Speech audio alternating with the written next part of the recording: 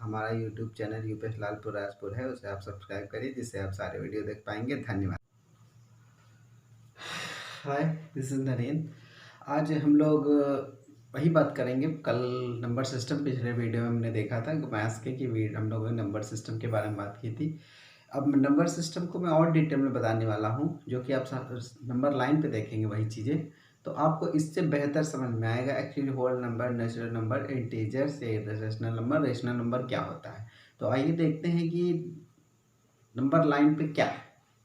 देखिए, ये हमारी नंबर लाइन है, इसको हिंदी में क्या कहते हैं? संख्या रेखा। संख्या रेखा कहते हैं।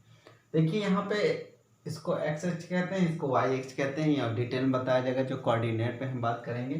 तो देखिए यहाँ पे जीरो है, यहाँ मूल बिंदु है। इस तरफ जब जाते हैं आप तो आता है, इधर जाएंगे जब आप तो धनात्मक, इस साइड जब जाएंगे तो ऋणात्मक। ठीक है, ये आपका मूल बिंदु है। तो अब देखिए प्राकृतिक संख्याओं का क्या मतलब है। प्राकृतिक संख्या एक से शुरू हो रही है और जाती है अनंत तक, यानी कि प्राकृतिक संख्या ये यहाँ से यहाँ तक का चलती जाएंगी। ठीक है, तो एक से शुरू होके अनंत तक जो जाने वाली रेखाएं हैं, सॉरी संख्याएं हैं, वो है आपकी प्राकृतिक संख्याएं।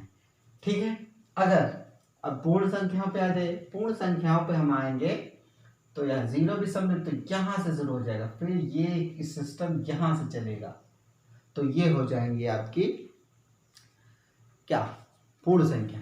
पूर्ण संख्या एक चीज डिटेल में जान ले। पूर्ण संख्याओं का मतलब ये है कि जैसे 0.2, 0.3 नहीं, 2 हो तो 3 हो, 4 पूरा है, दशमलव में कुछ ना हो, ना ही बट्टे में हो, भाग करके आए, ये तो सही है, चलो हो गया। लेकिन अगर 5/2 हो गया तो ये 2.5 आया, तो ये पूर्ण संख्या नहीं कहेंगे क्योंकि ये दशमलव में है। ठीक है, जीरो एक पूर्ण संख्या है, जीरो एक पूर्ण संख्या। ठीक है, तो वहीं से पूर्णांक पूर्ण संख्या शुरू हो रही है। ठीक है, तो अब एक बात जान लीजिए, पूर्णांक का मतलब है, पूर्ण संख्याओं का मतलब ये है दशमलव ना हो। ठीक है, यहां से शुरू हो गया। अब बात कर लेते हैं पूर्णांक संख्याओं की। कर लेते हैं जब इनका पूरा यहां से यहां तक, इधर आप यहां तक गए और फिर इधर पूरा अनंत तक जाएंगे। जब आप इधर पूरा जीरो से धनात्मक इधर ले लीजिए और फिर जीरो से ऋणात्मक पूरा उधर ले लीजिए, तो ये हो जाएंगी पूर्णांक संख्याएं। ठीक है, तो ये हो गई पूर्णांक, मतलब माइनस ऋणात्मक सारी संख्या ले ली, शून्य ने ले लिया हमने, और ये धनात्मक संख्या ले ली, तो हो जाएगा आपका पूरा पूर्णांक। चलिए अब परिमेय संख्या समझ लेते हैं। परिमेय संख्याएं क्या होती हैं? देखिए, परिमेय संख्याओं की परिभाषा पहले देखिए क्या होता है। परिमेय संख्याओं की परिभाषा है P/Q में लिखना है, और P और Q, P/Q के रूप में लिखना है, P/Q के रूप में लिखना है, और P Q हो पूर्णांक, P और Q हो पूर्णांक। ठीक है, P और Q हो पूर्णांक, ये ऐसे लगेगा। ठीक, ये हो पूर्णांक। तो एक काम करिए, पूर्णांक हम जानते हैं पूरा यहाँ से यहाँ तक चालू होगा, तो ये हो जाएगा आपका क्या? पूरा इधर चले जाइए और इधर भी चले जाइए तो हो जाएंगे पूर्णांक। इनमें P/Q मतलब इनमें से जैसे 2/3 आपका क्या है? आपका परिमेय संख्या।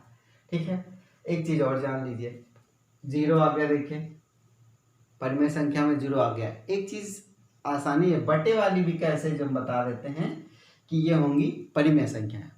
जैसे हम भाग कर रहे हैं, जैसे इसका ही भाग करिए, 6 आएगा। चलिए भाग करिए, 6 × 18 आएगा, फिर 6 आता रहेगा, 6 आता रहेगा, 6 आता रहेगा। इसको लिख सकते हैं 10×6=12। तो ये आपकी हो जाती है परिमेय संख्या। ठीक है, का मतलब है कि एक समय के बाद अगर भाग कर रहे हैं तो दशमलव वाली चीज हो सकता है कोई संख्या ऐसी हो 2, 3, फिर 2, 3 रिपीट होने लगे। हो सकता है कोई संख्या 3, 4, 5 हो, 2, 4, 5 हो, ऐसे बार बार रिपीट होने लगे। तो जब ये रिपीट होने लगती हैं चीजें तो आप इसको कह सकते हैं परिमेय संख्या। तो आपको अच्छे से समझ में आ गया होगा P/Q क्या, परिमेय संख्या क्या होगा। मुझे कल समझ में आया तो मैं आज आपको बता रहा हूँ। चलिए अब अपरिमेय संख्या देख लीजिए। अपरिमेय संख्या एक तो पाई होता है। ठीक है, देखिए अपरिमेय संख्या, ठीक है, जैसे √3 ले लीजिए। अब √2 का जब मान निकाला जाएगा वर्गमूल निकाला जाएगा तो इसमें वेरिएशन होगा, 4 आएगा, भाई 5 आएगा, मैं सही नहीं बता रहा हूँ एग्जैक्टली क्या आएगा, भाग करके वर्गमूल निकाल के, लेकिन ये जो होगा कोई क्रम नहीं होगा, ये पूरा हर बार बदलता जाएगा मान, ना कि कोई क्रम नहीं डिसाइड होगा। इसी तरह √3 का है और इसी तरह पाई का भी है। पाई का भी कोई मान, जैसे यहाँ पे एक समय के बाद क्रम से आने लगी थी सेम संख्या, रिपीटिशन होगा, लेकिन इन संख्याओं में, अपरिमेय संख्याओं में क्या होता है, इनमें कोई रिपीटिशन नहीं होता है। हर बार जब आप भाग करेंगे तो नया नंबर आएगा, इससे कोई पैटर्न नहीं बनेगा। तो आपका पाई जो है आपकी अपरिमेय संख्या, ये याद रखिएगा, पाई आपकी अपरिमेय संख्या है। तो आपको मुझे लग रहा है डाउट क्लियर हो गया होगा कि अपरिमेय संख्याएं क्या होती है। अपरिमेय संख्या जैसे √5, √2, √3 और ये पाई, जब इनका वर्गमूल निकाला जाएगा, जब दशमलव में हम लोग जाएंगे तो जब डिवीजन चालू होगा तो उसमें से कोई निश्चित संख्या नहीं आने वाली है, मतलब कोई क्रम नहीं। जैसे यहाँ क्रम डिसाइड हो गया था कि 6 आ रहा है, 2 3 2 3 आ रहा है, 1 2 3 आ रहा है, लेकिन आप जब तक अनंत काल तक भाग करते चले जाएंगे तो इसमें आपका बार बार नंबर बदलता रहेगा, कोई वर्ड का रिपीटिशन नहीं होगा, तो ये हो जाएगी आपकी अपरिमेय संख्या। चलिए मैं इसको, ये हो गया आपकी चीजें। रियल नंबर आप पूरा से पूरा यहाँ चले जाए। एक चीज और देख लीजिए, परिमेय संख्या अपरिमेय संख्या इनके बीच में ही होती है। परिमेय संख्या और अपरिमेय संख्या, जैसे जब हम लोग √2 का कोई मान निकालेंगे तो 1.44 कुछ आएगा, यानी कि इनके बीच कहीं होगी ये संख्या, यहां से यहां के बीच, ठीक है। तो यानी कहने का मतलब ये है, परिमेय संख्या और अपरिमेय संख्या इन संख्याओं के बीच में है, कोई अलग से नहीं है, ठीक है। √5 का भी जब मान निकालेंगे तो करीब आएगा 2 दशमलव कुछ, तो यानी कि इनके बीच √5 का मान होगा, तो वो अपरिमेय संख्या इनके बीच होगी। कहने का मतलब ये है कि जो आपकी परिमेय हो चाहे अपरिमेय संख्या हो, दोनों संख्याएं जो होती हैं इन्हीं के बीच में ही आ जाती है, ठीक है। अब हमारी रियल नंबर की बात कर लेते हैं, वास्तविक संख्याएं। आप ये पूरा देख लीजिए,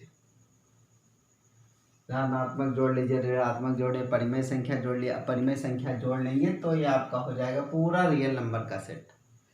कल एक IITian से मुलाकात हो गई तो उन्होंने मुझे बहुत डिटेल में समझाया कि ये मैं बताते हैं कि कॉम्प्लेक्स नंबर भी होता है एक, जैसे 5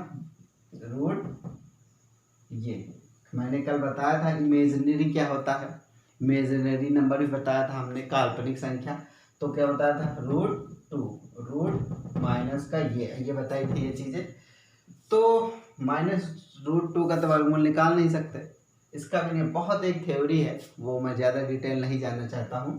तो आप ये जानिए इस तरह की संख्या को कॉम्प्लेक्स संख्या कहते हैं, जो आप लोग आगे पढ़ेंगे। अभी मैं इतना नहीं ज़्यादा डिटेल में नहीं जाना चाहता।